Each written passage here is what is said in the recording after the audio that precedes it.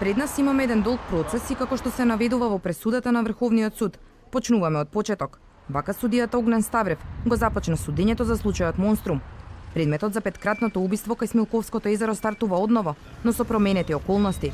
Обвинетите Хаки Азири, Сами Љута и Агим Исмаиловиќ дојдоа во судот од Слобода и Фейзи Азири, кој има затворска казна за друго кривично дело, дојде од дома, каде што е пуштен од затворот Штип на отпуст до 1 март. Но обвинителот Наум Пановски, кој го добил предметот, во оваа фаза од постапката наведе дека останува во целост на основниот обвинителен акт. Во детали ги прочита действијата кои обвинетите ги презеле, со кои, како што наведе, го сториле делото тероризам.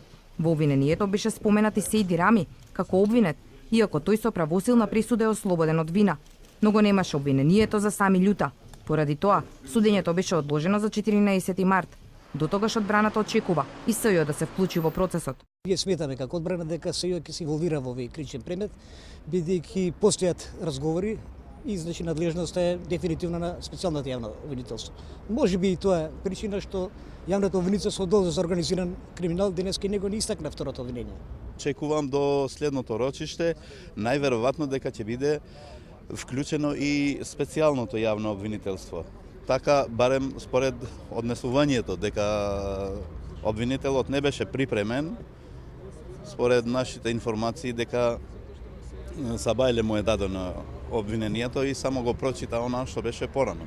Судијата праша каде се останатите двајца обвинети, Алил Демири и Африм Исмаиловиќ, кои се недостапни за органите на прогонот речиси 6 години. Одбраната рече дека нема информации. Надвор од судницата пак појаснија дека и за нив важи укинувањето на доживотната казна затвор, но потерниците не им се симнати и затоа не се враќаат во земјава. На следното рочиште исказ треба да дадат обвинетите. Во судот беа присутни голем број народнини на обвинетите, кои одбраната ќе ги предложи и како сведоци. На судењето не беа семејствата на убиените Филип Славковски, Александар Накевски, Цветан Чоацевски и Кире Тричковски, како и на рибарот Борче Стевковски.